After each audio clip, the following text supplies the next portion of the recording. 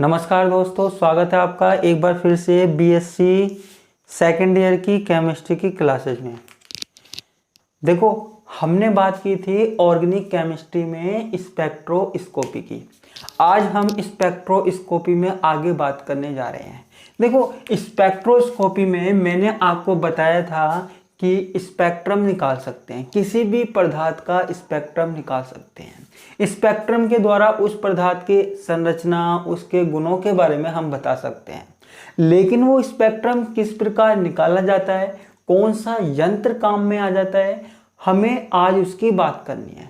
ठीक है, तो आज का हमारा जो टॉपिक है वो है स्पेक्ट्रोमीटर। क्या? स्पेक्ट्रोमीटर। ठीक है, तो किस प्रकार किसी भी पदार्थ का, किसी भी अणु का स्पेक्ट्रम निकाला जाता है और किस यंत्र की सहायता से निकाला जाता है, वो हमको पढ़ना है। ठीक है, तो अब सबसे पहले बात आती है कि स्पेक्ट्रोमीटर होता क्या है। ठीक है बच्चा,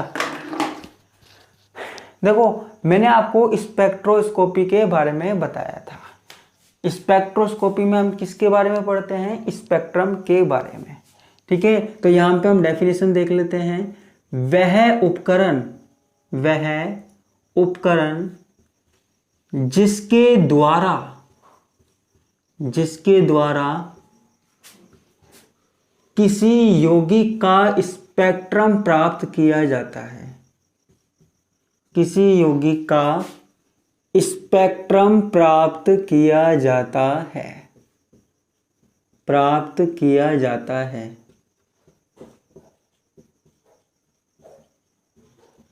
स्पेक्ट्रोमीटर कहलाता है। क्या कहलाता है? स्पेक्ट्रोमीटर कहलाता है।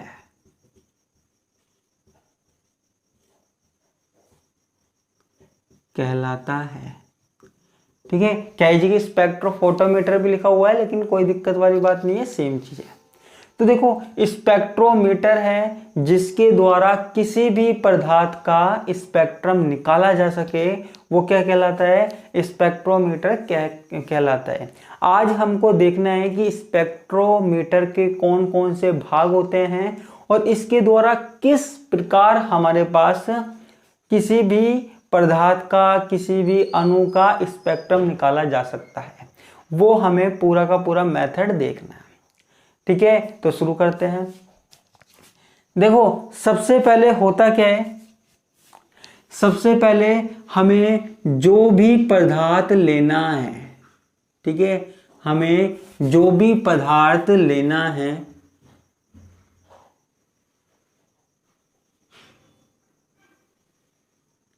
ठीक है, अगर द्रव अवस्था में है तो कोई दिक्कत ही नहीं है। अगर द्रव अवस्था में है तो कोई दिक्कत ही नहीं है। लेकिन अगर हमारे पास पदार्थ ठोस अवस्था में है तो हमको उसका विलयन बना लेना है। ठीक है, हमको जो भी पदार्थ चाहिए वो द्रव अवस्था में चाहिए। ठीक है, तो या तो पहले से ही वो द्रव अवस्था में हो पदार्थ, या फिर अगर वो ठोस अवस्था में है तो उसका विलयन बना लेते हैं। ठीक है, ये मैंने विलयन बना लिया।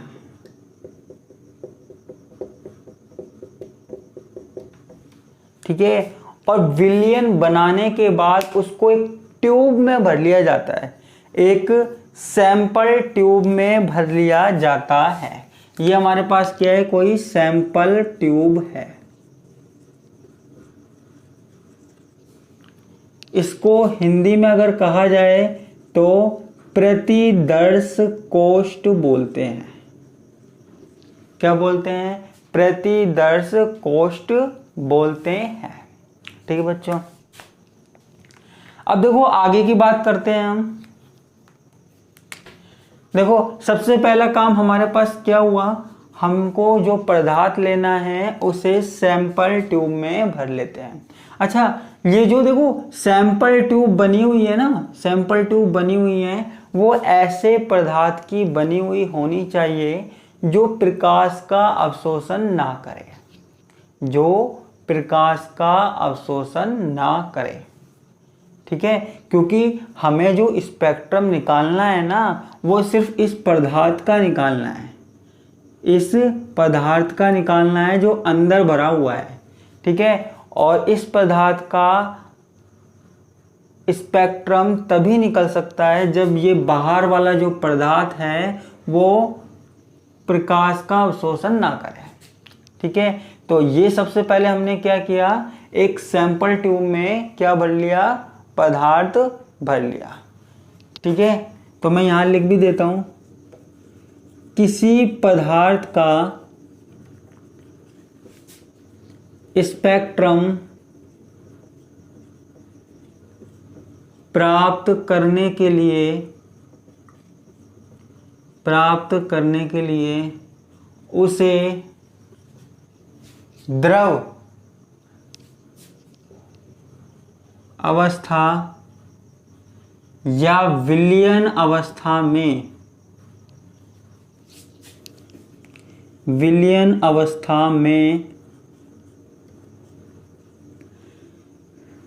प्रतिदर्श कोष्ठ में भर लेते हैं, प्रतिदर्श कोष्ठ में भर लेते हैं, ठीक है। सैंपल ट्यूब में भर लेते हैं, प्रतिदर्श कोष्ठ में हम यहाँ पे भर सकते हैं, ठीक है। अब देखो आगे की बात आती है, एक मिनट। अब देखो हमने इसको भर लिया, ठीक है, प्रतिदर्श कोष्ठ में भर लिया। अब जो आगे की बात आती है कि जो प्रतिदर्श कोष्ठ होता है ना, प्रतिदर्श कोष्ठ होता है यानी कि ये वाला भाग, ये भाग जिसके अंदर हमने पदार्थ भरा है। प्रतिदर्श कोष्ठ ऐसे पदार्थ का बना हुआ होना चाहिए, बना हुआ हो जो प्रकाश का अवशोषण ना करे, जो प्रकाश का अवशोषण ना करे, लाइट को एब्जॉर्ब ना करे, ठीक है। तो ये प्रतिदर्श कोष्ठ ऐसे ही पदार्थ का हमारे पास क्या होना चाहिए, बना हुआ होना चाहिए जो प्रकाश का अवशोषण ना करे, प्रकाश से आने वाली विकिरणों का अवशोषण बिल्कुल भी ना करे, ठीक है बच्चा।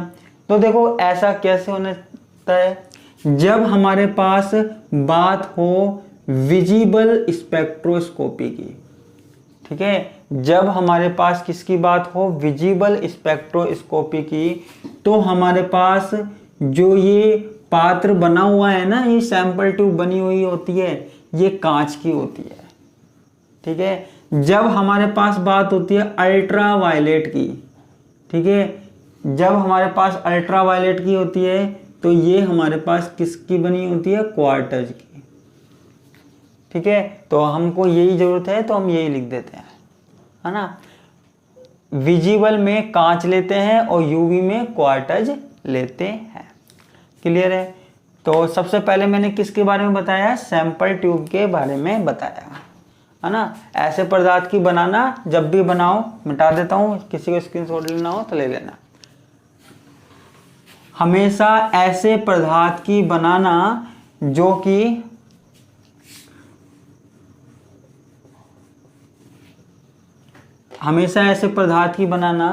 जो कि प्रकाश की विकिरणों का अवशोषण नहीं करे, ठीक है। अब देखो हमारे पास क्या होता है, ये तो हमारे पास क्या हो गई, सैंपल ट्यूब हो गई।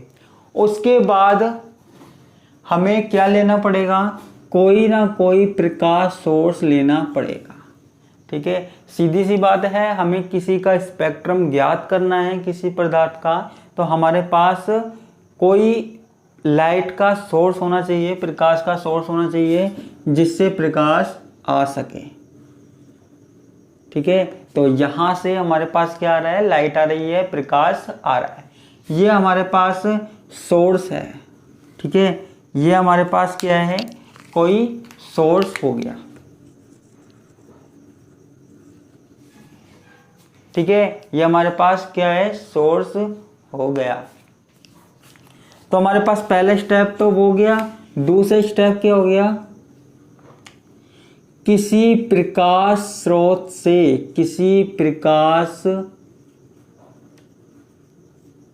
स्रोत से, किसी प्रकाश स्रोत से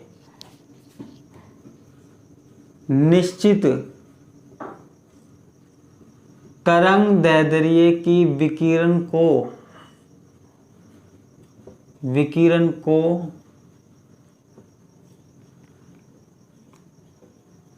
प्रतिदर्श कोष्ठ में से गुजारते हैं, प्रतिदर्श कोष्ठ में से गुजारते हैं।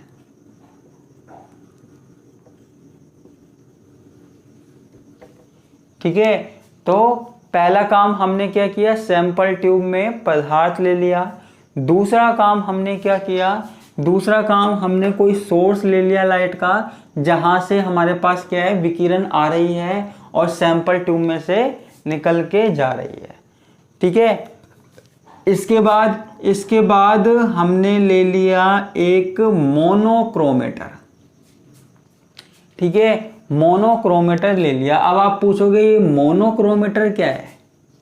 ठीक है, मोनोक्रोमेटर क्या है, इसको मोनोक्रोमेटर या फिर विश्लेषक भी बोल सकते हैं। हिंदी में विश्लेषक बोल दीजिए, कोई दिक्कत नहीं है, विश्लेषक। अब देखो ये मोनोक्रोमेटर क्या है, ये एक प्रिज्म की तरह होता है, घूमने वाली प्रिज्म की तरह होता है। प्रिज्म आपने देखा होगा। ठीक है, अब ये प्रिज्म क्या करता है, प्रिज्म जो आवश्यक तरंगदैर्ध्य है, आवश्यक वेवलेंथ है, आवश्यक तरंगदैर्ध्य है, उन विकिरणों को ही बाहर जाने देता है। ठीक है, यानी कि एक तरीके से आप ये लगा लीजिए कि आने वाली विकिरण में से जो काम की होती है उनको ही बाहर जाने देता है। ठीक है, उनको ही बाहर जाने देता है, बाकियों को जाने नहीं देता। ठीक है, तो यहां पे लिख देते हैं, क्या लिख देते हैं, मोनोक्रोमेटर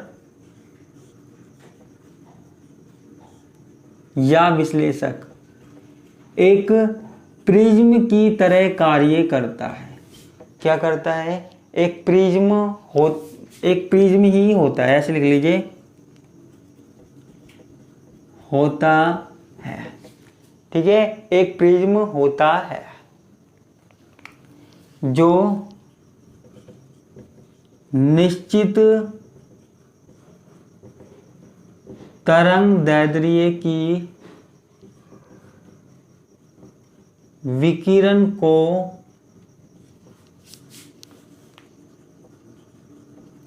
पृथक करता है। ठीक है, तो ये आवश्यक तरंगदैर्ध्य को पृथक करता है, जो चाहिए उनको ही लेता है, बाकियों को नहीं लेता है। ठीक है, जो काम की होती है उन्हें बाहर जाने देता है, बाकियों को बाहर नहीं जाने देता। काम कौन करता है, मोनोक्रोमेटर। ठीक है, जो आवश्यक है ना। इसके बाद मोनोक्रोमेटर से यहां से प्रकाश की किरण निकलती है, जो भी है। उसके बाद हम यहां पे क्या लगा देते हैं, एक डिटेक्टर लगा देते हैं। क्या लगा देते हैं बच्चों, एक डिटेक्टर लगा देते हैं, या इसको हम बोल सकते हैं, चलो इससे लिख देता हूं, क्या चोचलेबाजी करनी, डिटेक्टर, या इसको हम बोलते हैं संसूचक।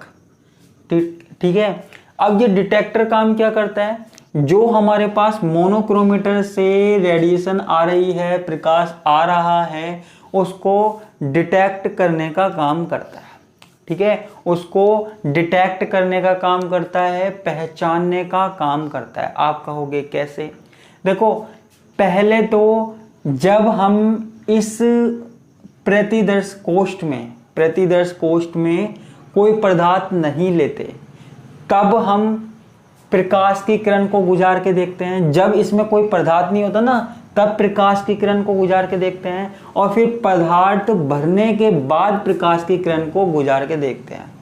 ठीक है, तो फिर पहले और बाद में कितना अंतर आया, प्रकाश की जो तीव्रता है उसमें कितना अंतर आया, उसको डिटेक्ट करने का काम कौन करता है, डिटेक्टर करता है। आप तो ये लगा लीजिए, डिटेक्टर काम क्या करता है, प्रकाश की किरण को पहचानने का काम करता है, एक तरीके से डिटेक्ट करता है।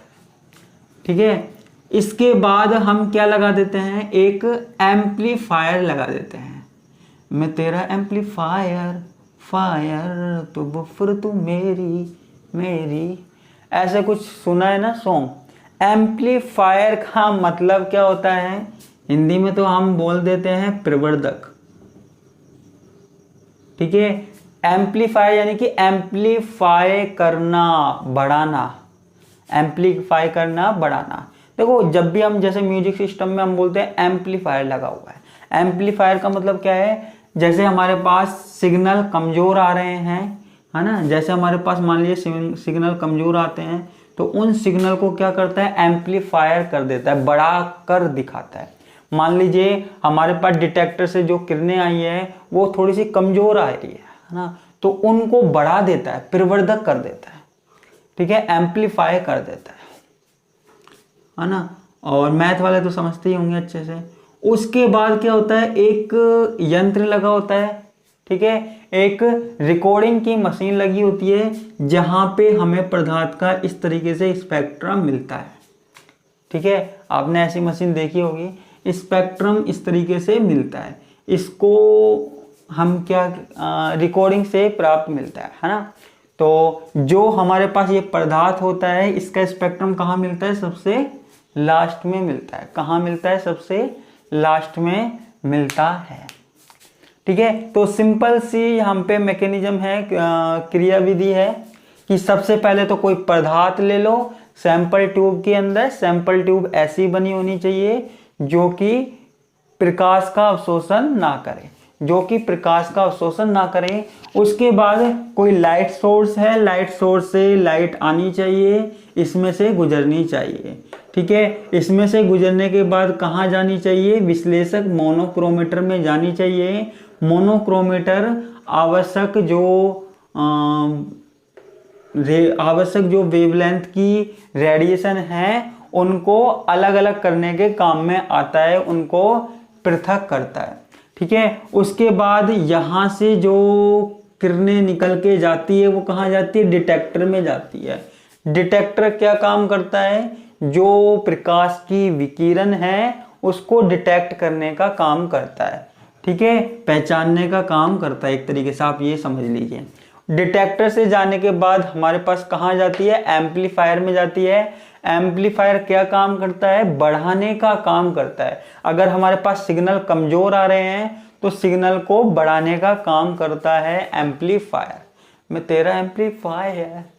ठीक है, उसके बाद यहाँ से प्रकाश की किरणें निकलती हैं और कहाँ जाती है, एक यंत्र में जाती है, एक मशीन होती है वहां जाती है, जहां पे हमें क्या मिलता है, चित्र मिलता है। एक कंप्यूटर जैसी मशीन होती है जहां पे हमें एक डायग्राम मिलता है जिसको हम क्या बोल रहे हैं, स्पेक्ट्रोमीटर बोल रहे हैं। और इस पूरे को हम क्या बोलते हैं, स्पेक्ट्रोमीटर बोलते हैं या स्पेक्ट्रोफोटोमीटर बोलते हैं। ठीक है, स्पेक्ट्रोफोटोमीटर हम यहाँ पे बोल सकते हैं। तो ये हमारे पास स्पेक्ट्रम निकालने का पूरा यंत्र हो गया, क्रिया विधि हो गई। मैंने आपको एक एक यहाँ पे समझा दिया। ठीक है, तो मैंने मोनोक्रोमीटर तक तो आपको लिखवा दिया था। डिटेक्टर के बारे में आप लिख सकते हो, एम्पलीफायर के बारे में लिख सकते हो और ये इसके बारे में लिख सकते हो। ठीक है, इतनी कोई लंबी चौड़ी बात है नहीं, मैंने आपको बता दिया। तो आज की क्लास में इतना ही, इसी साथ मैं आपसे विदा लेता हूँ। धन्यवाद, नमस्कार और बाय बाय।